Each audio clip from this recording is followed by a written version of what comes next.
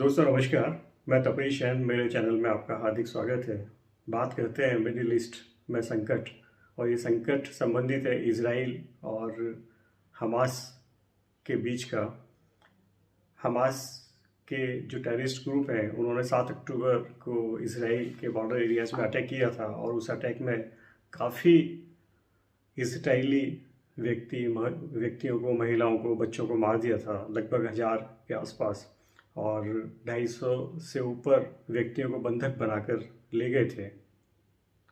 और बदले में इजराइल ने कार्रवाई की, बहुत भयंकर कार्रवाई की, और गाजा शहर को तहस नहस कर दिया, और 34,000 से ज़्यादा लोग मारे गए हैं। और युद्ध और या इजराइल के हमले अभी तक चल रहे हैं, और वहाँ भुखमरी की नौबत है। और वहाँ WHO, वर्ल्ड हेल्थ ऑर्गेनाइजेशन, और UNO की एजेंसीज हैं जो फूड रिलीफ के तौर पर पहुंचा रही हैं, रिलीफ कैंप्स बन रहे हैं।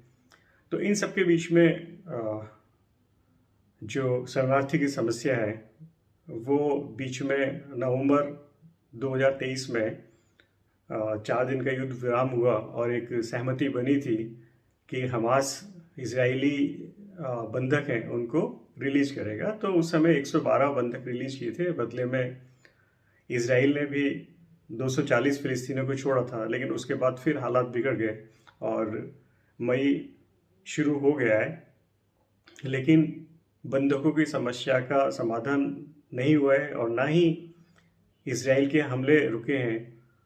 साथ ही इजराइल के ऊपर भी जो ग्रुप हैं, आतंकवादी ग्रुप, लेबनान के द्वारा या सीरिया के ग्रुपों के द्वारा, ईरान के द्वारा जो प्रॉक्सी वॉर चलाया जा रहा है, तो इन टेररिस्ट ग्रुप के द्वारा इजराइल के ऊपर भी हमले किए जा रहे हैं।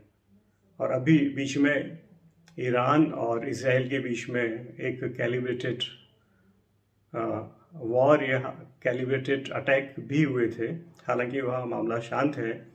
तो इस बीच में अमेरिका भी कोशिश कर रहा है, कतर भी कोशिश कर रहा है, और मिस्र जो कि इजराइल का बॉर्डर देश है, और दक्षिणी जो गाजा है उससे इजराइल का बॉर्डर लगता है।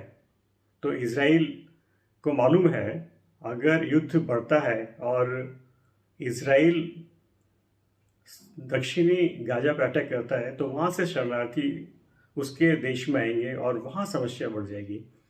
तो मिस्र चाहता है किसी तरह से सॉल्यूशन हो इस समस्या का, और उसके लिए एफर्ट्स आर बीइंग मेड। तो इसमें USA और मिस्र कोशिश कर रहे हैं, कतर भी कोशिश कर रहा है। तो अभी हमास के नेता यहया सिनवार का बयान आया था CNN की रिपोर्ट के अनुसार। तो हमास ने इजरायली बंधकों को छोड़ने के समझौते पर सहमति व्यक्त की है।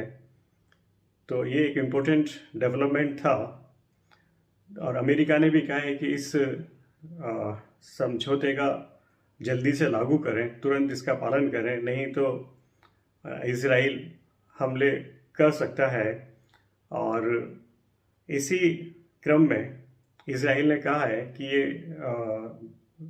वेडनेसडे नाइट तक उसके पास टाइम है, वो सॉल्यूशन निकाले, समझौते को सहमति दे, अन्यथा वो अटैक जारी रखेगा।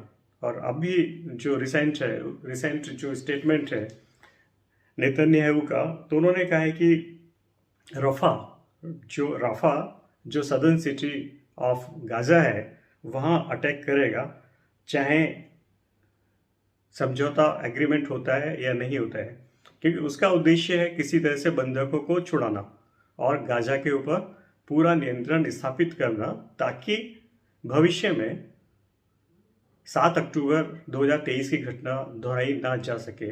तो पूरी तरह से नियंत्रण करना वो चाहता है। तो इस समय पोजीशन ये है कि अमेरिकन विदेश मंत्री ब्लिंकन इजराइल पहुँचे हैं और समझौते के लिए इजराइल को मना रहे हैं, और जो संबंधित पार्टीज़ हैं उसके लिए कतर और इजिप्ट भी कोशिश कर रहा है। तो संभावना है कोई हल निकले। और सबसे बड़ा जो प्रश्न यही है कि जब तक बंधकों की समस्या का हल नहीं मिलेगा और इसराइल जो गाजा के लोग हैं उनको आत्मनिर्णय का अधिकार नहीं मिलेगा या उनके ऊपर से कब्जा नहीं हटेगा, तब तक समाधान होना मुश्किल है। और फिलिस्तीनियों के समर्थन में जो गाजा के लोग हैं, फिलिस्तीनी जिनको कहते हैं, उनके समर्थन में अमेरिका में भी प्रदर्शन हो रहे हैं, विरोध हो रहे हैं। अमेरिका की लगभग 50 यूनिवर्सिटीज़ विरोध के स्वर उठा रही है, विरोध के स्वर उठ रहे हैं उन यूनिवर्सिटी से। तो इनके फिलिस्तीन के सपोर्टर स्टूडेंट्स हैं, वो नरसंहार जो हो रहा है गाजा के अंदर उसका विरोध कर रहे हैं। और अभी कोलंबिया यूनिवर्सिटी के अंदर छात्रों ने वहाँ कब्जा भी कर लिया यूनिवर्सिटी के ऊपर। हालांकि पुलिस ने टाइमली एक्शन लिया और उन सबको हटाया है, हजारों स्टूडेंट्स को गिरफ्तार कर लिया है।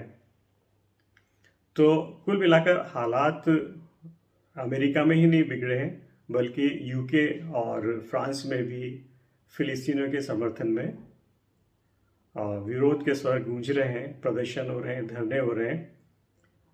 तो अंततः इन कंक्लूजन यही है कि समस्या जो बंधकों की है, पहला उसका समाधान हो, साथ ही अटैक इजराइल के बंद हो, उसके पश्चात शांति स्थापना के लिए जो 2 नेशन थ्योरी है उसके ऊपर अमल हो और फिलिस्तीन एक स्वतंत्र राज्य के रूप में अपना अस्तित्व बनाए रखे। और साथ ही इसके लिए ये भी ज़रूरी है कि हमास जो ऑर्गेनाइजेशन है वो डिसआर्म हो, वो सैनिक वो अपने हथियार छोड़े, अपने हथियार त्यागे और एक जो डेमोक्रेटिक प्रोसेस होता है उसके अंदर शामिल हो और दोनों देश एक दूसरे की जो बॉर्डर है या बॉर्डर की जो सैंक्टिटी है उसका सम्मान करें और जो बड़े राष्ट्र हैं